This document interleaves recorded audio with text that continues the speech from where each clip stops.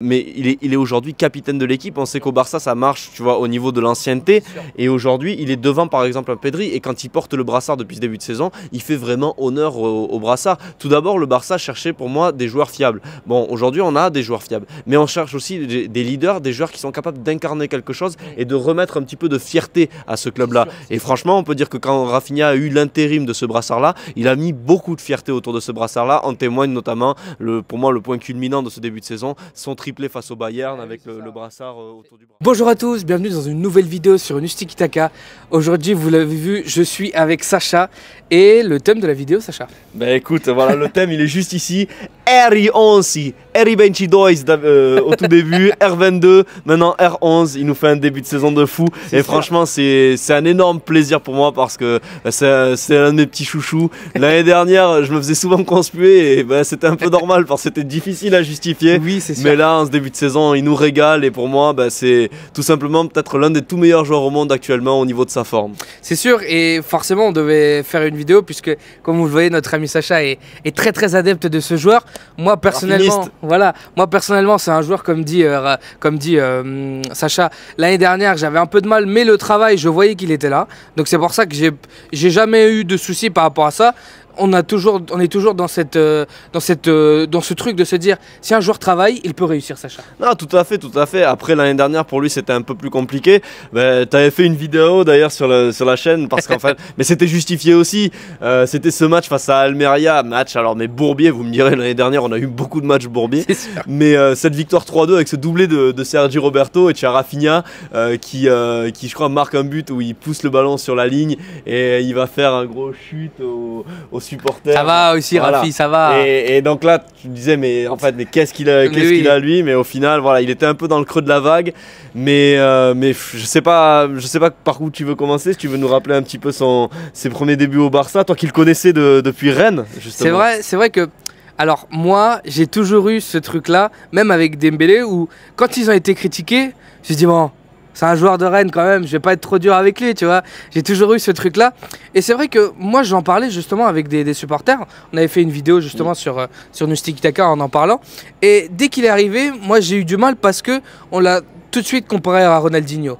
Que ce soit dans les médias du club, que ce soit dans d'autres médias. Et moi, j'ai toujours eu ce problème-là. Et justement, je voulais voir si j'étais le seul à justement ne pas être aussi hype par cette venue. Et au final, les supporters de Rennes m'ont dit c'est un joueur qui a été bon à Rennes.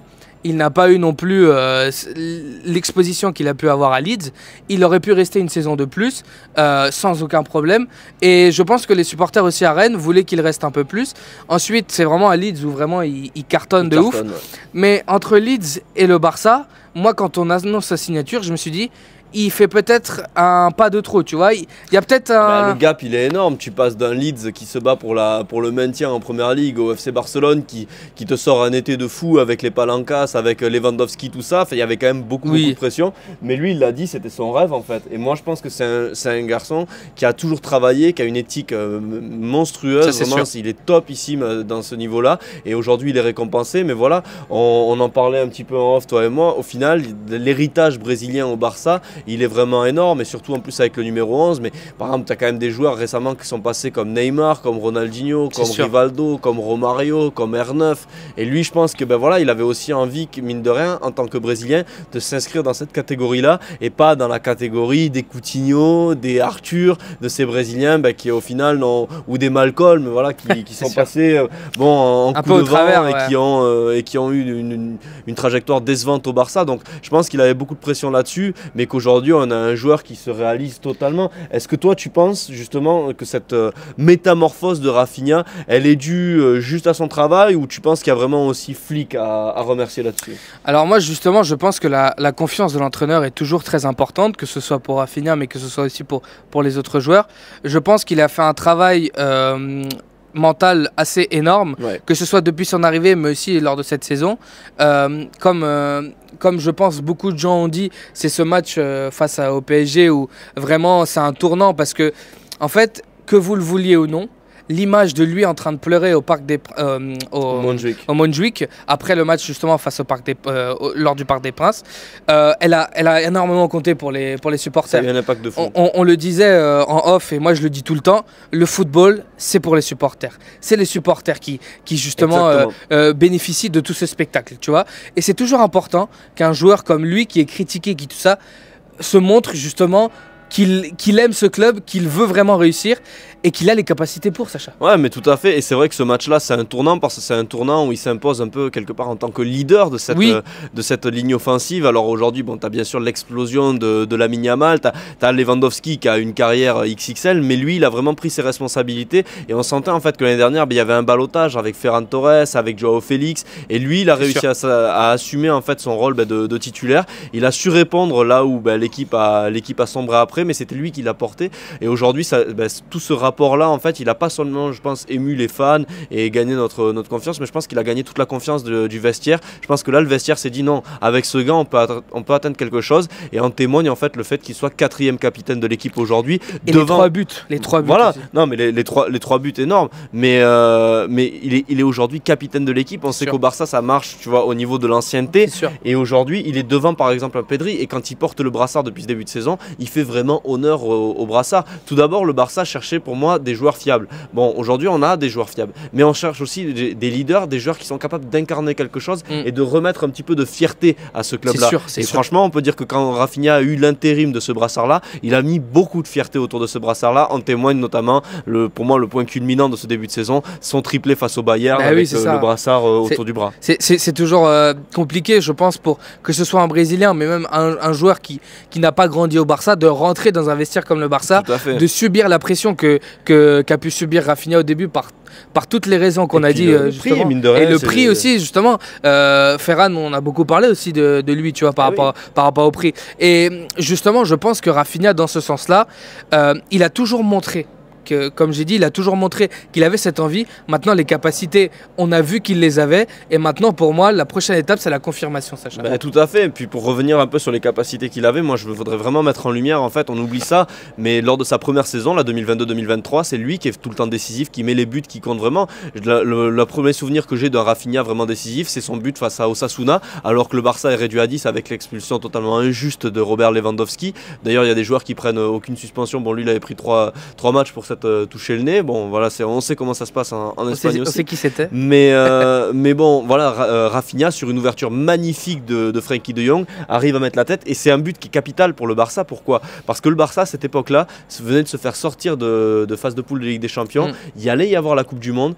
Et c'est le but qui permet au Barça d'aller au break du mondial, leader de Liga. Et ça, c'est un vrai premier tournant. Et en fait, moi, j'ai l'impression que Rafinha, il est un peu toujours dans les tournants du Barça, positif ou négatif, mais en étant décisif. Avec, tu l'as dit, face à Paris, mais en revenant un petit peu en arrière, en continuant cette saison 22-23, on avait une flopée de matchs à 1-0, 0-1, et on se rend compte que sur ces matchs-là, il est toujours soit passeur, soit buteur. Quand son joueur avec qui il était en concurrence, Ousmane Dembélé à l'époque, lui était toujours abonné à l'infirmerie, ou alors 1 ou 2 dribbles, et puis après le ballon partait dans la tribune. Voilà. Moi, je trouve que Rafinha, c'était avant tout un joueur fiable, un joueur qui a travaillé, un joueur qui avait vraiment énormément d'envie de démontrer en fait qu'il avait sa place dans ce Barça. Et c'est un joueur, je ne sais pas si tu te souviens de cette interview, mais il dit: pour réussir au Barça, j'ai compris qu'il fallait que je me dépasse, qu'il fallait que je joue là où on me demande de jouer. Oui, mais ça c'est très important et il y a des joueurs dans le vestiaire qui l'ont compris, et notamment en témoigne la figure de Jules Koundé, qui a compris justement que sur ce latéral droit qui était défaillant pour le Barça, il pouvait apporter énormément.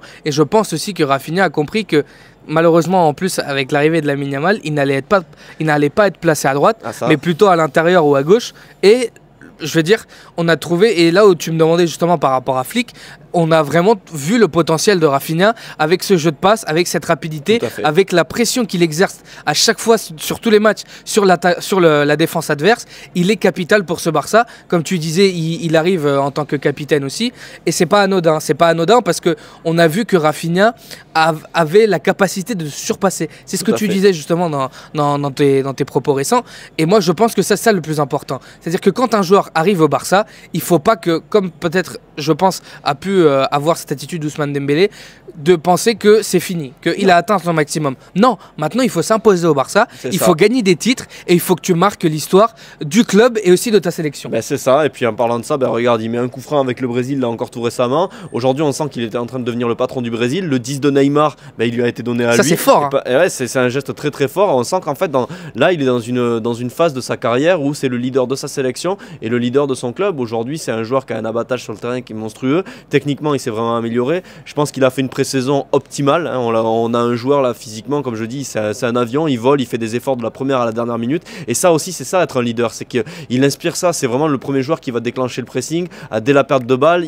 Il est là toujours pour aider ses coéquipiers avec et sans ballon. Il se place toujours à côté du joueur qui a, par exemple, le moins de solutions pour ressortir un ballon. Il est vraiment toujours ultra disponible et il arrive à finir. Il avait aussi un problème de finition l'année dernière. Et ce début de saison, mine de rien, dans les gros matchs, il répond présent. Et notamment son but pour clore le festival au Bernabeu en lobant Lounine, petite louchette magnifique, mais surtout ce triplé face à la bête noire du Barça. On avait dit que ce match face au Bayern, c'était peut-être le point culminant de ce début de saison, parce que là, on voulait voir vraiment ce que ce Barça avait dans le ventre face à une équipe qui nous a, il faut le dire clairement, traumatisé. Lui, il a répondu avec un triplé et surtout avec un appel merveilleux dès la première minute et un but, c'est-à-dire que lui, il était directement dans son match. Il était là aujourd'hui pour tuer. Et c'est ça qu'on voit dans ses yeux. C'est un tueur aujourd'hui, Rafinha. Première action face à Neuer, il n'y a pas de passé qui compte. But. C'est exactement ça. Et surtout, tu parlais de ce match au Bayern. Toi, malheureusement, grâce à moi, d'ailleurs, tu m'as passé la place. Donc voilà. Mais j'étais au stade. Et quand je vois partir Rafinha, j'avais même pas eu le temps de m'asseoir, Sacha. Ouais, j'avais même pas eu le temps de m'accommoder, de regarder qui y avait à côté de moi. Le mec, il fait direct l'appel et je vois qu'il part et je me dis non, c'est trop beau pour commencer. Et là, il marque ce but. Et la prestation de Rafinha, comment il s'est senti à Montjuic, c'était incroyable. Merveilleux. Aujourd'hui, il a gagné l'amour des fans, il a gagné une légitimité énorme. Et encore une fois, voilà, c'est le travail, Rafinha. Et j'espère vraiment que dans cette saison qui s'annonce plus que prometteuse, on va avoir un Rafinha qui arrive encore à gagner sa deuxième Liga et pourquoi pas nous faire rêver en Ligue des Champions. Mais en tout cas, voilà, on a un joueur aujourd'hui qui est transfiguré. Et qui est transfiguré, moi je vais aussi répondre là-dessus, grâce à Hansi Flick. Aujourd'hui, c'est une équipe, le Barça, qui sait à quoi elle joue, tout simplement. L'année dernière, on avait l'impression de voir, pardonnez mon vocabulaire, mais un espèce de foutoir footballistique, avec une équipe totalement désordonnée, avec un coach qui n'avait plus d'idées, avec des joueurs qui étaient complètement dépassés et qui, du coup, sans cadre collectif, étaient individuellement moins performants. Là, aujourd'hui, on a une équipe qui sait à quoi elle joue, tout est structuré, tout est clair, et on a besoin de ce joueur un peu qui a beaucoup de liberté et qui va osciller entre le milieu, l'attaque, qui va avoir beaucoup de mouvements dans cette zone clé du milieu de terrain, enfin du centre du terrain, du centre de l'attaque. Et lui, il gravite autour de ça. Il est capable de voir aussi ses efforts sur l'aile gauche et de bien combiner avec Baldé, et il se régale parce qu'en fait, il est lui-même en confiance, dans une équipe en confiance, avec des joueurs individuellement en confiance. Tout va bien, et c'est vraiment fort de ce côté d'arriver à répondre et d'arriver à continuer à mettre ses coéquipiers en confiance, comme on l'a vu face au Bayern. C'est incroyable parce que pour moi, vraiment, ce qui change par rapport aux autres saisons de Rafinha, c'est que cette année, il a réussi à être décisif, Sacha. Et vraiment, pour moi, c'est là où, et je pense qu'on va conclure sur ça, mais vraiment là où on attendait Rafinha, c'est ce que tu disais.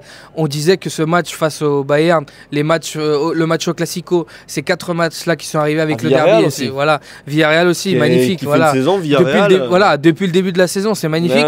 Mais surtout, ces 4 matchs-là, il a été décisif et c'était la semaine décisive. Je veux dire, le mot pour Rafinha depuis ce début de saison, c'est décisif. Il est décisif. Exactement. Bon. R11 décisif. Bon, je pense qu'on a fait le tour, Sacha. Oui, voilà, moment décisif de la vidéo. Voilà. Exact. Mais non, honnêtement, voilà, une petite vidéo pour Rafinha. Je pense que c'est... disons qu'on vit tellement un début de saison de rêve avec ce Barça qu'on a du mal à sortir un joueur. On a l'impression qu'on pourrait tous leur tirer notre chapeau, que ce soit Koundé, Koubarsi, Inigo. Ils sont tous merveilleux. Pedri qui est en train de revenir aussi à un gros niveau. Lewandowski. Le retour de Gavi. Mais voilà, je pense que Rafinha, c'est lui qui symbolise un peu cette renaissance du Barça, et ce Barça hargneux, ce Barça qui va por todo. C'est vraiment un joueur, là, il incarne ça, ce Barça qui renaît de ses cendres et qui a envie de tout regagner. Le Barça est dans cet esprit de revanche, Rafinha aussi. Nous, on est aussi dans cet esprit de vouloir justement que le Barça redevienne ce qu'il a été. En tout cas, on vous remercie justement pour la fidélité. Pour la fidélité. N'hésitez pas à nous mettre en commentaire aussi ce que vous pensez de ce début de saison de Rafinha. Est-ce que vous aussi, comme moi peut-être par exemple, exemple, vous l'avez critiqué au passé et il vous a fermé votre bouche, ça c'est possible aussi. Nous, on se retrouve dans une prochaine vidéo. Merci Sacha. Mais merci Pierrot, en tout cas c'était toujours un plaisir et Visca Barça.